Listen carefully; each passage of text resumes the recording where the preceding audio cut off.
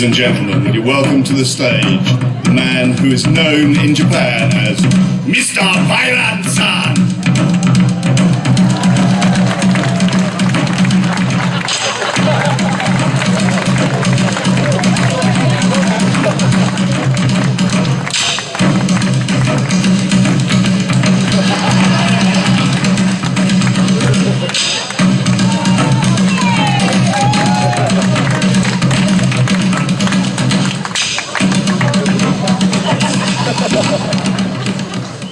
Good morning, everyone. Good morning.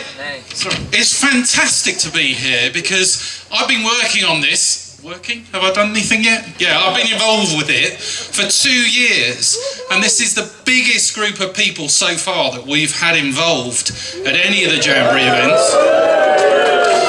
Because of course you are the biggest group of UK IST and JPT to ever go to a World Scout Jamboree outside of the UK.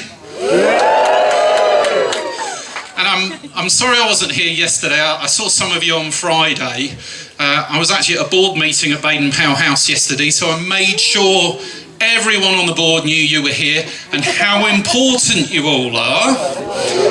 And Wayne Bullpit particularly did say to send his best wishes to all of you and to thank you for what you're going to be doing in Japan. Anyway, have you had a good time so far? Yeah, what about, I hear the barn dance was okay? Okay, well we got plenty more to get through today. And so you did all the fun stuff yesterday, and then you get me. And we're just going to change the tone a bit this morning. And first of all, I'd like to invite Callum to come forward. Callum is a member of Clyde region in Scotland. And as most of you probably know, tragically, young explorer scout Elliot Peacock died in Italy this week. And Callum is from the same region as Elliot, and we'd just like to say a few words. I'm not going to stand here and say I personally knew Elliot. I never got the privilege to meet him, but from reading everything that's been said for his condolences to friends and family, he came across as a remarkable young person who had lots of drive, lots of ambition, not only in scouting but in his school life and his aspirations for what he wanted to do. Elliot sadly died doing a scouting activity over in Italy. Some of my friends were over with him, and you know, we were messaging them, texting them to see if they're okay. And the one thing that they all came back with was how the group over there still came together after Elliot died. They all supported each other, they all looked out for each other.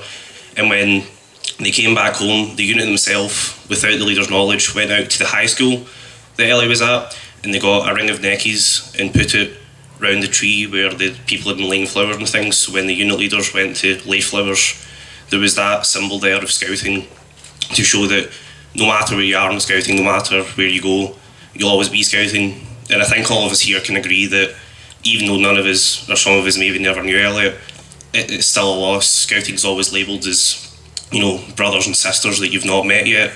And I think today we can all agree that we've lost a brother.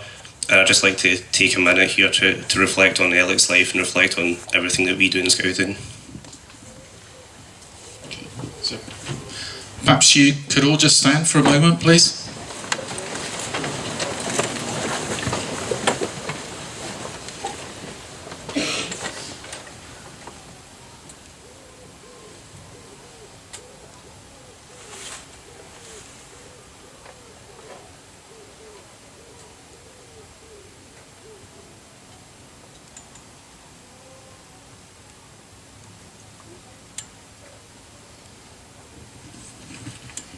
Thank you, everyone.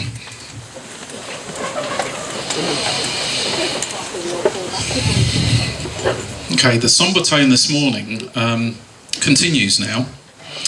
We're going to watch a half-hour video about the bomb that was dropped on Hiroshima. We're arranging for everyone that's on options A and D to visit Hiroshima as you travel en route from Tokyo to the Jamboree site, and I know that some of the other people will do so as well. And we thought it was important for you to see this video. The video isn't pleasant, but that's the very nature of what happened. And so you know, this is the same video that all of the young people visiting the Jamboree are going to see. But before we see the video, I thought I ought to put some context to it, because a few people have said to me, well, they started the war, didn't they? So I thought we ought to try and understand that a bit better. The information I'm going to give you now actually comes from the website and the literature from the Peace Museum in Hiroshima itself. So it's their interpretation of things, but I think it's fairly honest. And the guide to the museum starts by saying, the Peace Memorial Museum collects and displays belongings left by the victims, photos and other materials that convey the horror of that event, supplemented by exhibits that describe Hiroshima before and after the bombings, and others that present the current status of the nuclear age. Each of the items displayed embodies the grief, anger or pain of real people.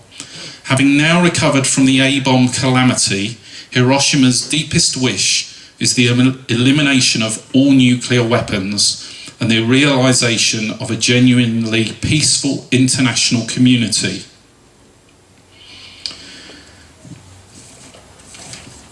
So the background was that during the early 20th century, a period the Japanese refer to as Showa, Japan was in deep depression and people were increasingly dissatisfied with the government.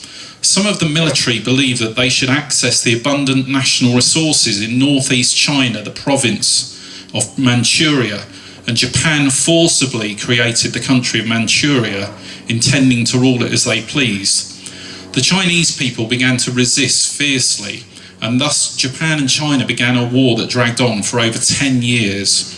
Also in 1941, Japan carried out a surprise attack on Pearl Harbor in Hawaii, declaring war against the US, Britain and other countries. This was the beginning of what was called the Pacific War. The Japanese army had the advantage initially, but then lost a succession of battles for Pacific Islands and Southeast Asian regions. In 1944, American warplanes began invading Japanese airspace and dropping bombs on Japanese cities. The US began in spring 1945 studying targets for the atomic bomb. To ensure the effects of the atomic bombing could be accurately observed, potential target cities were required to have an urban area of at least 3 miles in diameter, and air raids on those cities were prohibited. On July the 25th, 1945, an order was issued calling for the first atomic bomb to be dropped on either Hiroshima, Kaburu, Niigata or Nagasaki. The order named Hiroshima as the primary target. One reason is that Hiroshima was the only city thought to have no Allied prisoner of war camps. On August the 6th, the sky over Hiroshima was clear. The city's fate was sealed. After we've watched the video, Dan Wood, who is to be the next International Commissioner, will reflect on how scouting can contribute to improving understanding between people in the 21st century. If anyone does find the video too distressing, then do please feel free to leave the marquee.